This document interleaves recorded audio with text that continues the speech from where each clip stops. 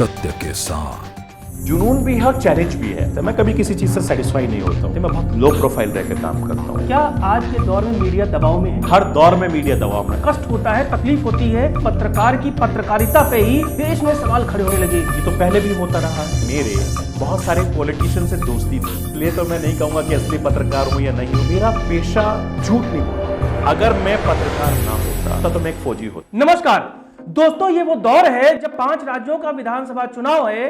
हालांकि चुनाव तो 5 राज्यों में है, लेकिन इसकी जो धमक है पूरे देश में है। मोदी सरकार से लेकर अब धामी सरकार तक, योगी सरकार से लेकर चन्नी सरकार तक, कसौटी पर है कई सरकारों की साख। भाजपा और कांग्रेस भी अब अपने अपने चश्मे से इसको देख रही है। आप वो देख रहे हैं जो मीडिया आपको दिखाती है। इस दौर में मीडिया पर भी सवाल खड़े होते हैं। एक दौर ऐसा आता है जब लोग कहते हैं कि ये गोदी मीडिया है, लिहाजा ये जानना जरूरी होता है कि आखिर मीडिया है क्या। तो हमने अपने स्टूडियो में बुलाया सरफराज सैफी को। बेहद कम उम्र में जिस बुलंदी पर है वो, ऐसे में जरूरी हो जाता है कि जब सवाल मीडिया पे खड़ा हो रहा है तो हम उनसे ही जवाब लें। सरफराज सैफी जी, स्वागत है आपका टीवी न्यूज वायरस देहरादून आप आए, शुक्रिया। ये वो दौर है जब 5 राज्यों में चुनाव हो रहा है, टकटकी लगाकर लोग टीवी देख रहे हैं। व्यस्त हैं आप भी? देखिए, व्यस्त इतने हैं कि जितना आदमी सोच नहीं सकता। क्योंकि जिस फील्ड में हम हैं, सुबह से लेकर शाम, शाम से लेकर देर रात 7 डेज का काम होता है। हमें रोज गड्ढा खोदना होता है, रोज पानी निकालना होता है, रोज पीना होता है। यानी खबरों को हर दिन हमें निकालना होता है। जैसा आपने जिक्र किया कि 5 राज्यों में चुनाव है, जाहिर बात है कि 5 राज्यों में चुनाव है तो 5 राज्यों पर पूरा दिमाग फोकस करना पड़ता है। सुबह 5 साढ़े 5 बजे उठना, दिन भर का शेड्यूल टाइट करना, फिर देर रात तक काम करना और फिर सो जाना, अगले दिन फिर नए चीज़ की तलाश। तो ये कोई पहली बार नहीं है, क्योंकि इस जैसे मैंने बहुत सारे चुनाव इस देश में कवर किए हैं। मैंने बंगाल में रिपोर्टिंग की।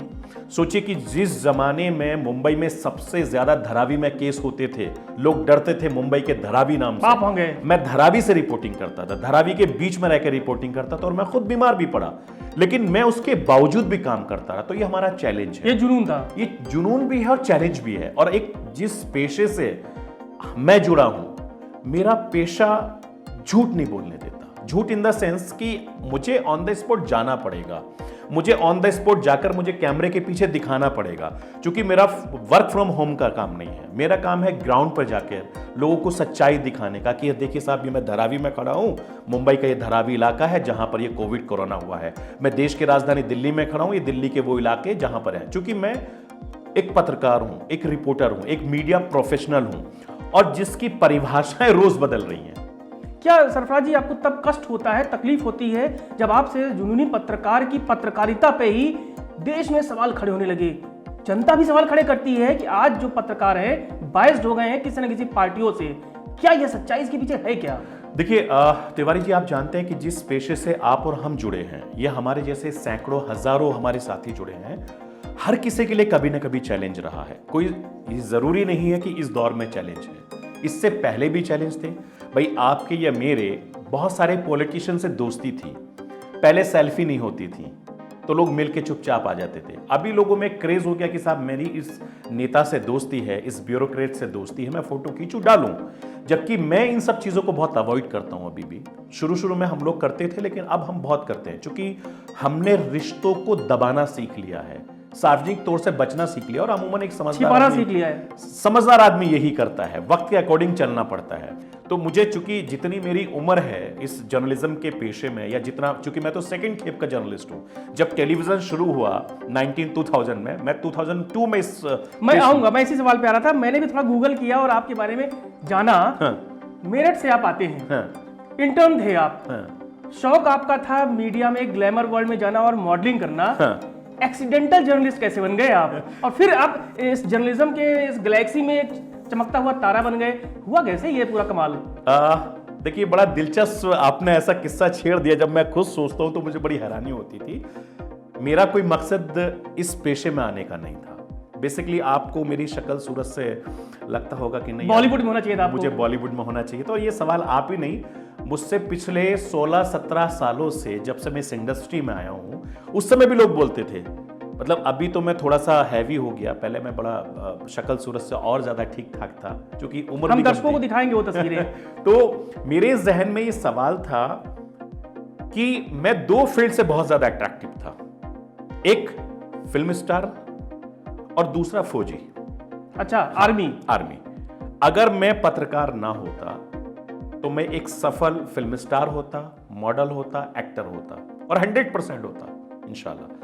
अगर मैं फिल्म स्टार नहीं होता, पत्रकार नहीं होता, तो मैं एक फौजी होता। और चूंकि हर माँ बाप का सपना होता है कि भाई आप सोचते कुछ है, होता कुछ है, बन कुछ जाता है, तो मेरी वालदा सोचती थी कि मैं डॉक्टर बनूं और मैं चाहता था कि या तो मैं फिल्म स्टार बनूं या फिर फौजी बनूं। तो आपने देखा होगा कि वेस्टर्न यूपी में 2 लीडिंग अखबार आज भी हैं, उस जमाने में भी होते थे। तो जो हमें स्कूल का खर्चा मिलता था, बस से स्कूल जाने का और स्कूल से आने का कुछ पैसे मिलते थे, तो उस जमाने में 1.5 रुपए 1 रुपए 25 पैसे का अखबार आता था। तो मैं अपने स्कूल के खर्चे से उन अखबारों को पढ़ता था, 2 लीडिंग अखबार को, और रोज का काम। ये कीड़ा कहां से आया? ये कीड़ा कहां से आया, ये बड़ा अच्छा सवाल था। जब भर्ती निकलती थी तो वो अखबार में निकलती थी जी। तो वो अखबार में आती थी कि आज यहाँ भर्ती होनी है। उसी दिन एक बार हमें वेडनेसडे का, बुधवार के दिन पर फिल्मी पेज आने लगा था उसी में। अच्छा। तो जब फिल्मी पेज पढ़ने लगे तो उसमें बड़ा इंटरेस्ट आने लगा। तो उसमें फिल्मों के कि ये साहब इतनी मेहनत करी, इतनी ऐसी करी, ऐसे करी, और ये फिल्म में हीरो, यानी वहां एक्टिंग का कीड़ा थोड़ा सा एक्टिव हुआ। बोले यार ये जो हम कर रहे हैं ये है क्या। तो जो वो फिल्मों के बारे में पढ़ने लगा तो मुझे इसमें दिलचस्पी आने लगी। उसी दौरान अखबार में, उन्हीं अखबारों में टीवी के भी ऐड आने लगते थे, न्यूज़ इंडस्ट्री में न्यूज़ एंकर बनना, रिपोर्टर बनना, इतना कोर्स इतना कोर्स। तो उसके चलते मैं दिल्ली आया। आप सोचिए कि मेरे पहले कैरियर की जब शुरुआत एज ए इंटर्न हुई, उसी दौरान सलीम भाई से मेरी मुलाकात हुई दिल्ली में। तो पता चला कि आज तक में हैं, बड़े नाम हैं। तो मैंने कहा कि भाई साहब आज तक में भी वैकेंसी निकली है, ट्रेनी व्रेनी का हमें कहीं लगा दो। तो उन्होंने कहा कि ठीक है मैं बात करता हूँ। तो बातचीत होती गई, आदान प्रदान होता गया। मैं वीडियोकॉन के दफ्तर में चक्कर काटने लगा। तो उस समय बात नहीं बनी, 1-2 बार फिर गए, तो तब हम फिर मुलाकात हुई। बोले काम कर यार, दिल्ली में क्या करेगा इंटर्नशिप करके, यहाँ तो सब आ, तू वेस्टर्न यूपी आ जा, अपन वहीं से काम करेंगे और मज़ा आएगा। तो सलीम भाई के साथ में वेस्टर्न यूपी में आज तक में एज ए ट्रेनी रिपोर्टर में काम करने लगा। तो हम लगातार इस दौर से उस छोर, उस छोर से उस छोर भागा भागी करते थे। मुझे भी उस चीज़ में इंटरेस्ट आने लगा। जब इंटरेस्ट आने लगा तो मैंने कहा कि नहीं यार, अब इसको करते हैं, इसमें पैसा भी है, नाम भी है, इज्जत भी है, जो मुझे चाहिए, name and fame. Name and fame. क्योंकि मैं फौजी बनता तो लोग मुझे सैल्यूट करते, जो मुझे चाहिए था। तो ये अच्छा, मैं फिल्म स्टार बनता तो ग्लैमर्स में रहता। तो यार ये उससे मिलता जुलता काम है, चलो इसको कर लेते हैं। बहुत कम समय में आपने बिल्कुल नीचे से ऊपर, यानी कि आप टॉप लेवल पे पहुंचे।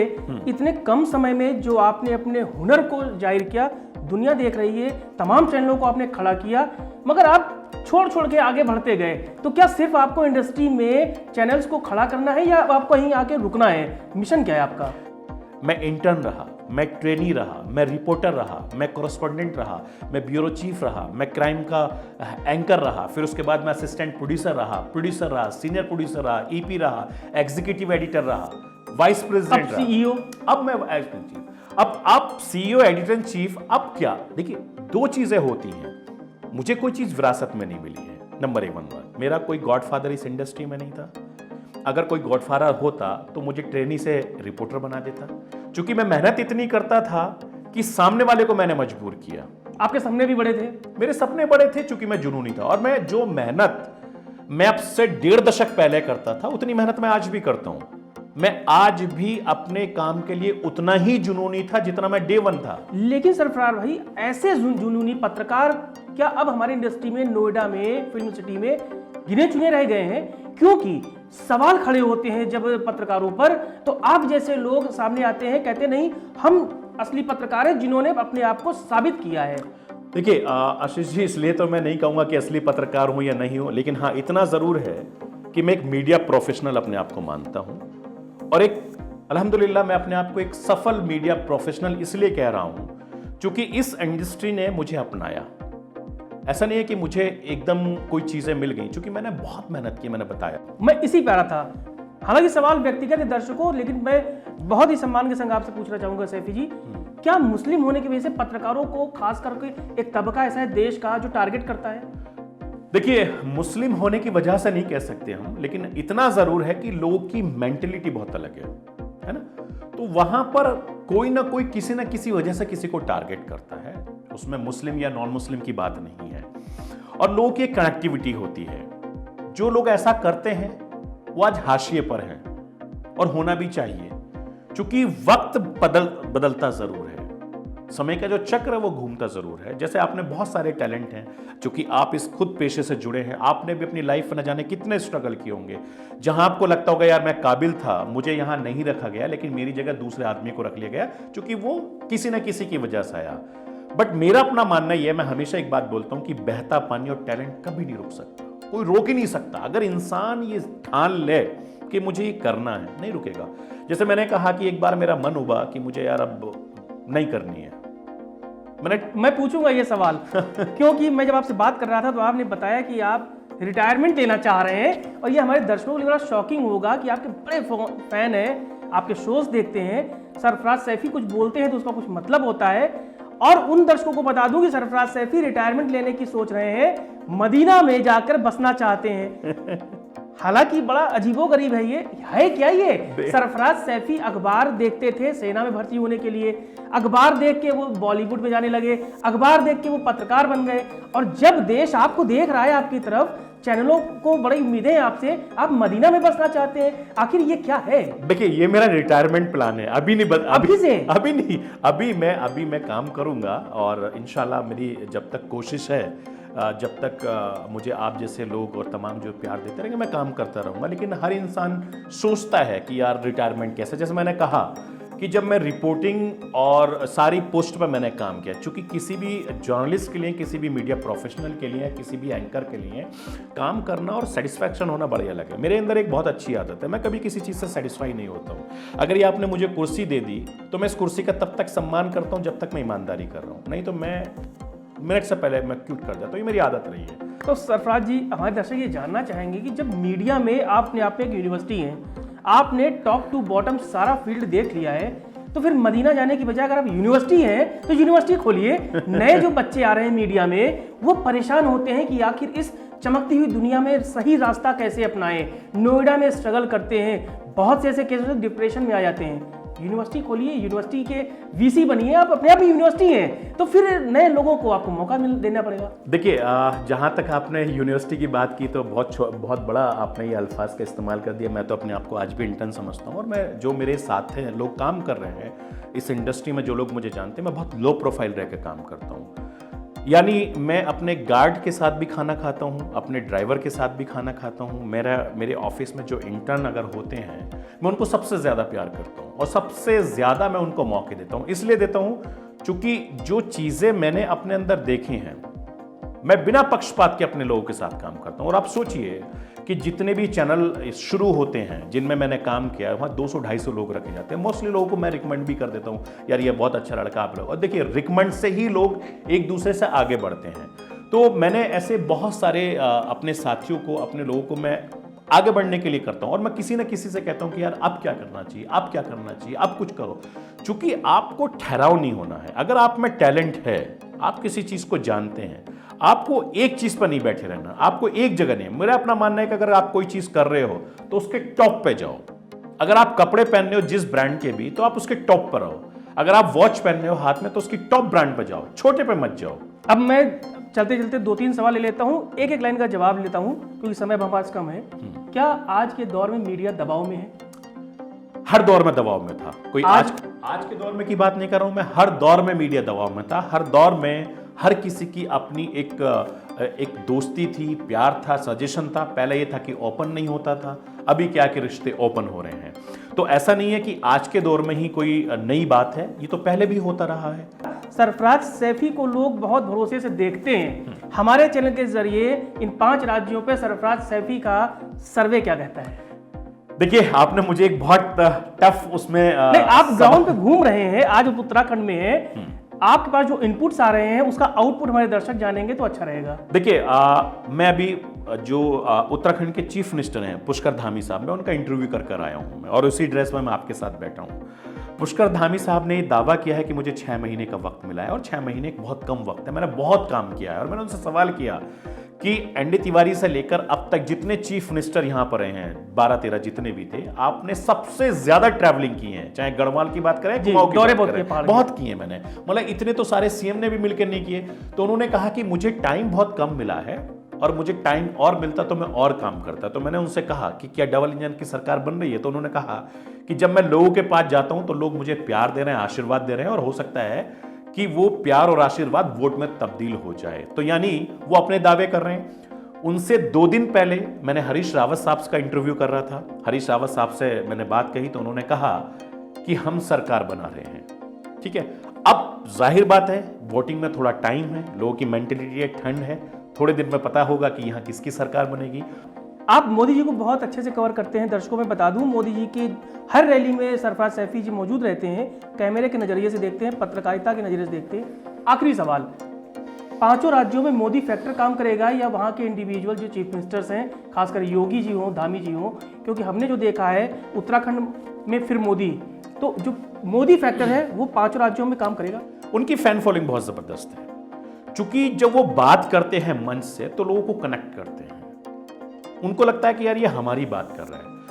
सबसे ज्यादा जो अटैक लोगों पर करता है वो मोदी साहब का विजन करता है, जो बात करते हैं, जिसको वो बार बार कहते हैं सबका साथ, सबका विश्वास, सबका विश्वास, उनमें लोगों में दिखता है। दूसरा बात कि जब वो कोई बात मंच से करते हैं तो लोगों को लगता है नहीं यार हमारे लिए बात कर रहे हैं। उसका फायदा जो स्टेट के चीफ मिनिस्टर हैं, चाहे उत्तराखंड के हो, उत्तर प्रदेश के हो, पंजाब के हो या कहीं के भी राज्य के हो, वो उठाते हैं। देखिए इसमें कोई शक नहीं है कि इस देश की इज्जत विदेशों में भी बहुत बड़ी है। पहली 5 साल में, क्योंकि मैं विदेशों में मैंने बहुत सफर किया इंटरनेशनल, और मुझे प्राउड फील होता था जब हम विदेश में जाते थे कि you are from India, yes I am from India.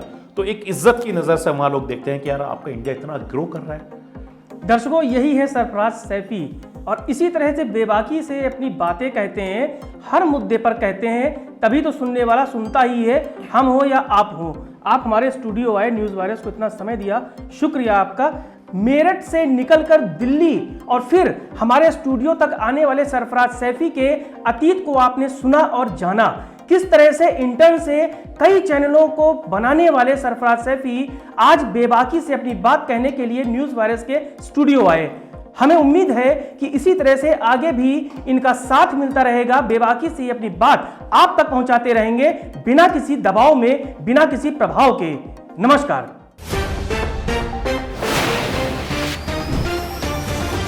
सत्य के साथ